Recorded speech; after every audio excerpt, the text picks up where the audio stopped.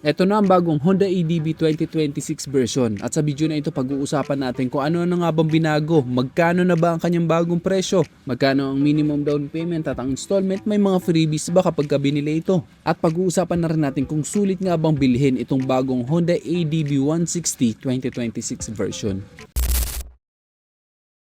By the way, itong nasa harapan natin ngayon, ito yung ABS type at ang tawag sa kulay na ito ay Pearl Fadeless White. Hindi po ito yung Road Sync type. Yung kanyang kulay ay hindi na po matte finish. Parang naka-ceramic coating nga siya kapag tiningnan At maganda siyang tingnan. Unang kapansin-pansin na binago sa motor na ito, dito sa gilid mapapansin natin meron na siyang additional na fairings na idinagdag na parang nakaumbok. Ito daw ay para sa aerodynamic at nakadagdag design nga siya, parang mas bumalki siyang tingnan dahil dito. At yung kulay ng kanyang emblem ay color silver na. Then itong fairing sa color silver paputol na. Dati kasi ay diretso ito. Ngayon kulay black na rin yung nandito sa ilalim. At ang color white na Honda EDV, noon pa man talagang mabenta na. Dahil kapag ka color white kasi, madaling pormahan, madaling bagayan, at napaka-premium talagang tingnan kapag ka color white. Actually kahit anong ikulay naman dito sa Honda EDV 160, talagang bagay talaga sa kanyang forma. Kasi dito pa lang sa harapang bahagi nito, napaka-astig na ng kanyang disenyo. Yung kanyang headlight pala, naka-LED pa rin siya. Then yung kanyang DRL o daytime running light, talagang bagay na bagay. Yung kanyang mga turn signal lights ay nandito pa rin, same pa rin naman, naka-usli pa rin siya, naka-LED din ito at meron pa rin itong built-in hazard lights. Then yung kanyang windshield, ganun pa rin naman, color transparent, adjustable pa rin ito, pwede mong itaas, pwede mong ibaba. Yan ang maganda naman dito sa motor na ito dahil adjustable yung kanyang windshield. Kapag ka itinaas mo yan, mas malilesen yung hangin na tatama sa katawan mo, lalong-lalo na kapag ka long ride. Nakakadagdag patig din kasi yun o nakakadagdag bugbog sa katawan natin kapag ka malakas yung hangin na sumasalubong sa atin, sa dibdib natin o sa katawan natin. So maganda siya na natataasan ang kanyang windshield. Pero hindi naman nahaharangan yung view o yung daanan natin. Then pagdating naman sa mga convenient features nito, meron itong bulsa dito sa harapan. Malalim din yung kanyang bulsa. Kasyang-kasya din dito ang cellphone at kasyang-kasya dyan ang wallet mo. Pero ang tumbler hindi magkakasya dito kasi parang paliko yung kanyang butas. Pero malalim din naman. Ang cellphone mo, ang wallet mo, safe na safe dito. Hindi mahuhulog. Pero wag mong iiwanan dahil wala itong lock. Kailangan mo lang siyang i-push at mabubuksan na ito. Then yung kanyang upuan, medyo nabago yung disenyo ng kanyang upuan. Meron na siyang color silver dito sa gitna at ganun din dito sa baba. At maganda yung texture ng kanyang upuan. Malambot ito at komportableng upuan. Yung lapad ng kanyang upuan, ganun pa rin naman. At yung shape ng kanyang upuan ay ganun pa rin naman. Ang maganda dito sa Honda EDV 160, perfect ito sa mga average height dahil mababa lang naman ang kanyang seat height. Ang seat height kasi nito ay 780mm lang. Kaya kahit mga 5'5 ang height, kayang-kayang i-drive ang motor na ito. Then yung kanyang ground clearance, 165mm. Mataas ang kanyang ground clearance at dahil nga ito ay adventure scooter, yung kanyang mga gulong ay naka-semi dual purpose tires na. So pwedeng-pwede na rin ito sa mga rough road. Yung sukat ng kanyang gulong sa harapan ay 110/80/14, sa likod ay 130/70/13. Then of course ito ay naka-tubeless na. Then yung kulay ng kanyang mugs ay color black, hindi na siya parang gold or parang brown. Pagdating naman sa preno nito, ito ay naka-single channel ABS pa rin o sa harapan pa rin yung kanyang ABS. Then ito ay naka-disc brake with 2-piston caliper. Sa likod naman, ito ay naka-disc brake din with single piston caliper. Then meron pa rin itong HSTC o Honda Selectable Torque Control. Then maganda yung design ng kanyang front fender dito sa harapan. Bumagay din sa kanyang forma, color black ito. Then pagdating sa kanyang suspension naman, telescopic fork sa harapan. Sa likod, ito ay naka-dual shock at meron itong sub-tank na Showa. Pagdating naman dito sa kanyang meter panel, ganun pa rin naman yung design. Parehong-pareho pa rin, wala namang binago. Yung kanyang toggle switch, andito pa rin sa harapan. At ito, wala itong passing light. Yung sa Road Sync version, merong passing light. Pagdating naman dito sa kanyang handlebar, hindi na siya color brown, color black na ito. Sa mga switches, ganun pa rin naman, wala namang dinagdag, same pa rin. Then ayan, napakagandang tingnan ng kanyang naked handlebar, diba? Napaka-astig. Pagdating naman dito sa kanyang taillight, ganun pa rin naman yung design. Naka-LED lahat ng mga ilaw nito, maliwanag ang lighting system, kaya kitang-kita tayo sa gabi. Then of course, ito ay naka-keyless with answer box system and anti-theft alarm. Tapos kung magpapagas ka naman, nandito pa rin yung kanyang tangke. Ang fuel capacity nito ay 8.1 liters. At nandun pa rin yung fuel efficiency dahil ayon sa Honda, kumukonsumo lang ito ng up to 45 km per liter sa average fuel consumption. Kaya matipid talaga sa gasolina at perfect din pang araw-araw ang motor na ito. Pagdating naman sa makina nito, ito ay 167cc, 4-stroke, 4-valve, single overhead cam, liquid cooled at naka ESP plus engine. Ang compression ratio ay 12:1. Ito ay program fuel injected. Ang maximum power ay 11.8 kilowatts at 8,500 6,500 RPM with a maximum torque of 14.7 Nm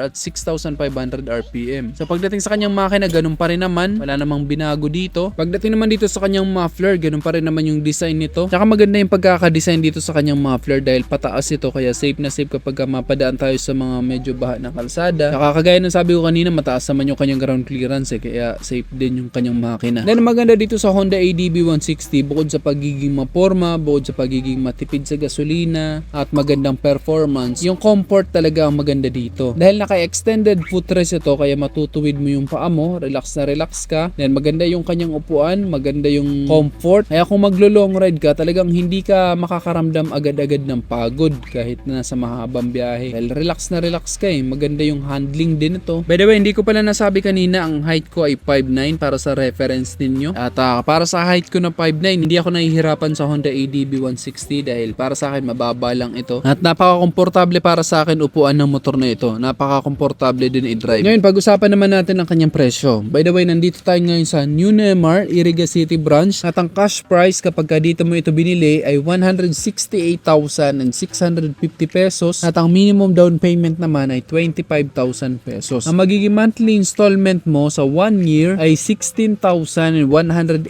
pesos. Sa 2 years naman ay 10,080 pesos.